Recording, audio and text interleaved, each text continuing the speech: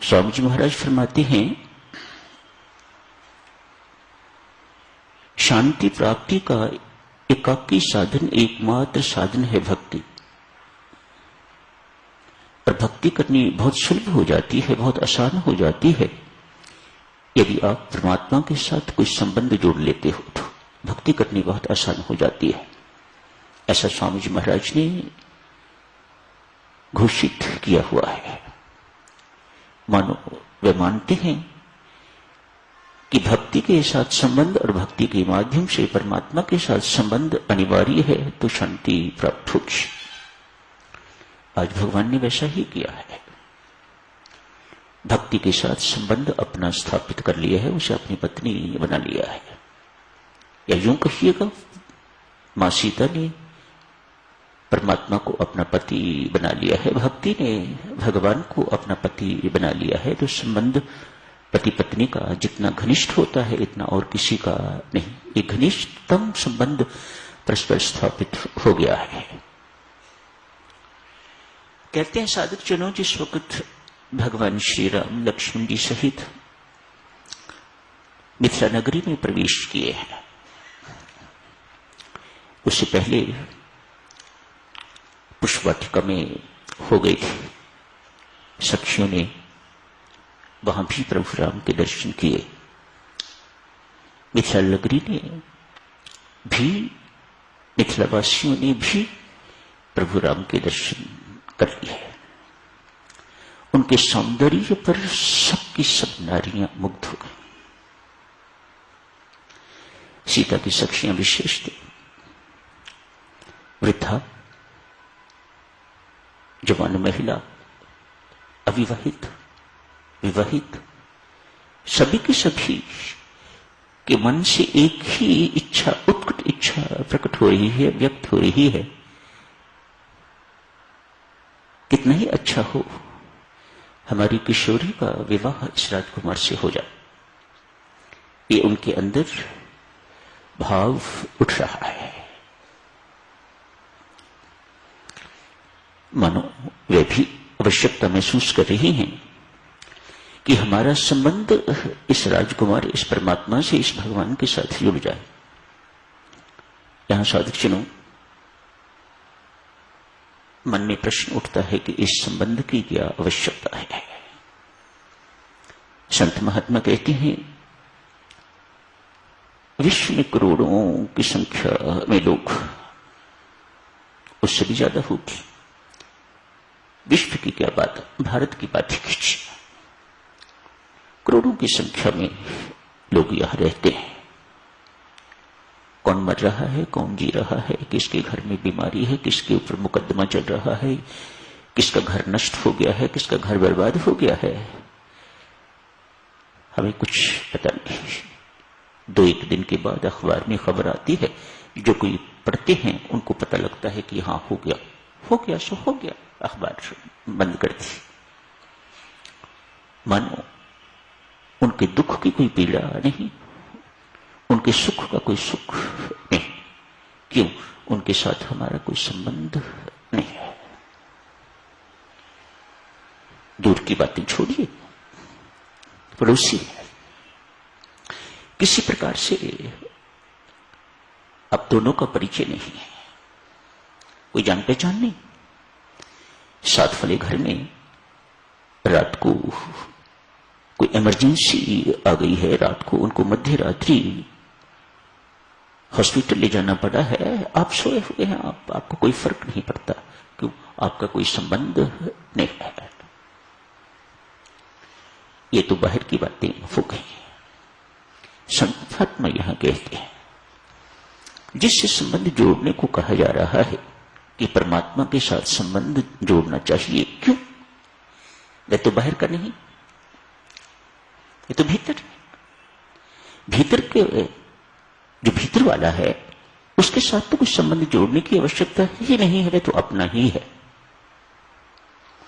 संत महात्मा कहते हैं, भाग्यवान है वे जो ऐसा स्वीकार करते हैं कि मेरा संबंध उस भीतर विराजमान, भीतर आसीन मेरे हृदय में आसीन परमात्मा मेरा अपना है, मैं उसका हूं।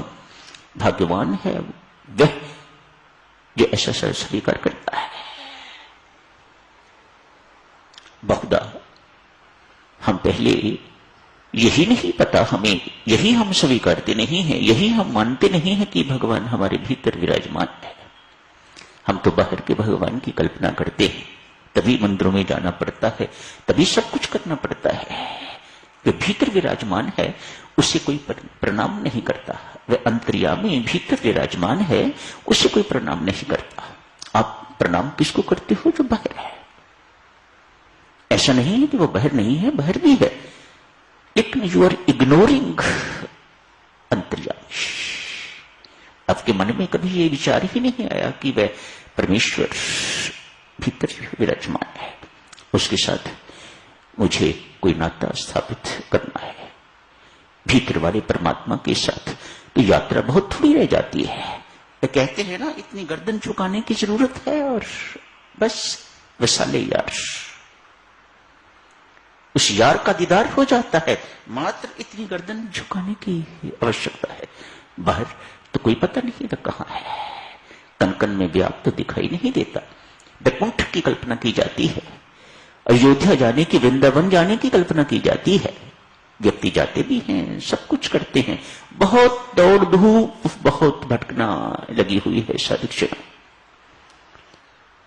काश भीतर विराजमान से संबंध स्थापित किया होता तो सारी की सारी भटकनाएं बंद। वैकुंठ की देवियों अंदर, बांके बिहारी भी अंदर, वृंदावन भी अंदर, अयोध्या भी अंदर, सब कुछ भीतर ही भीतर परमात्मा ने दे रखा हुआ है। बस दृष्टि चाहिए दिखने वाली। इस भीतर के साथ संत महात्मा पूछते हैं, जो भीतर विराजमान है, अरे जो अपना है, अपने हृदय के साथ क्या संबंध जोड़ना? वो तो अपना ही है। आप कहते हो ना, मेरा हृदय, मेरी आंतलियां, मेरा जिगर, मेरा ये सब कुछ, मेरे गुर्दे इत्यादि इत्यादि सब कुछ अपना कहते हो। तो जो भीतर विराजमान परमात्मा है उसे अपना क्यों नहीं कहते? इसीलिए दूरी बनी हुई है। इसीलिए उस भीतर विराजमान परमात्मा के साथ दूरी बनी हुई है। क्यों? उन्हें कभी अपना कह के पुकारा ही नहीं, कभी अपना उन्हें माना ही नहीं। बड़ी भारी कमी हमारी साधना में साधकजनों, बहुत भारी कमी हमारे जीवन की। संत महात्मा इसलिए कहते हैं उस परमात्मा के साथ संबंध जोड़ने की बहुत आवश्यकता है। पड़ोस में कुत्ती ने बच्चे दिए, सारे के सारे मर गए। कुत्ती के बच्चे देने पर आपको कोई प्रसन्नता नहीं, सारे के सारे मर जाने पर आपको कोई दुख नहीं, अपनी नहीं है। घर में गाय रखी है, बछड़ा दिया है, बहुत खुश। हो सकता है आप उस दिन दफ्तर में थोड़ा लेट जाओ। क्यों? गाय ने बछड़ा दिया है, कुछ उनकी सार संभाल करनी है, इत्यादि इत्यादि। ऑफिस में काम करने वाले हो तो हो सकता है ऑफिस भी थोड़ी देर बाद जाओ। अपनी गाय ने बछड़ा दिया, प्रसन्नता हुई, मर गई। कुत्ती के बच्चे भी मर गए थे, आपको पता भी नहीं। अपने घर में रखी हुई गाय का बछड़ा मर गया है, तो फिर आप दफ्तर या दुकान पर जाने में लेट हो जाते हैं। कुछ करना होगा। क्यों? गाय अपनी है, पुत्र पैदा हुआ है, वाह, फिर तो क्या बात है। मानो हमारे घर में भगवान आ गए। जो देवियां नए नए बच्चों को जन्म देती हैं, मेरे परमात्मा, देख के इतना दंग होता हूं मैं। ऐसे लगता है कि जैसे भगवान उनकी गोद में आ गया है। सब कुछ वही, सब कुछ वही। जहां जाओ उस बच्चे को लेके मेरे आगे ऐसे ही किया जाता है। क्या करूं मैं उस बच्चे को, मुझे पता नहीं लगता। ऐसा वह महसूस करते हैं। यही से साधकजनों मोह ममता का किस्सा शुरू होता है। सारी जिंदगी आगे है। ये मोह ममता देवी घटने वाली नहीं, ये नित्य बढ़ने वाली है। दादी बन गई आप, नानी बन गई आप, तो इनके साथ संबंध पुत्र पुत्री से अधिक घनिष्ठ होगा, अधिक मोहग्रस्त होंगी यदि आप सावधान नहीं है तो। फंस गए, मोहरूपी दलदल में धंस गए। अपने घर उत्तर पैदा होता है, बाजे बजते, लड्डू बांटे जाते हैं, मिठाई बांटी जाती है, बधाइयां आ रही हैं, बधाइयां जा रही हैं, इत्यादि इत्यादि। आज ऑफिस से छुट्टी, दुकान पर भी जाने की जरूरत नहीं, मिसेज अभी हॉस्पिटल में है, वहीं डिलीवरी हुई है, इसलिए साहब को छुट्टी लेनी पड़ी है। कुछ दिनों के बाद मृत्यु हो जाती है, शोक का वातावरण छा जाता है, क्रिमेशन करनी है, उसे बरी करना है, जो कुछ भी करना है, इत्यादि इत्यादि। न जाने कितने दिन के लिए छुट्टी लेनी पड़ती है ऑफिस या दुकान से। जितना अपनापन देवियों, उसी अनुरूप सुख या दुख। ये तो संसार की बात हो गई। संसार के साथ संसारी सुख और दुख जुड़े हुए। संसार के साथ जितना अपनापन, उतना सुख महसूस होता है नश्वर, और उसी अनुसार दुख भी महसूस होता है। संसार को अपना बनाने पर, परमात्मा को अपना बनाने पर ऐसा महसूस नहीं होता, सारे दुख मिट जाते हैं।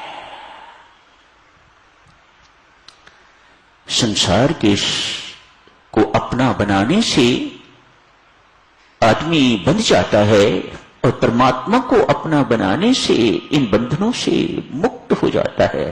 क्यों? वह परमात्मा से बंध जाता है, उसका संबंध परमात्मा से जुड़ जाता है।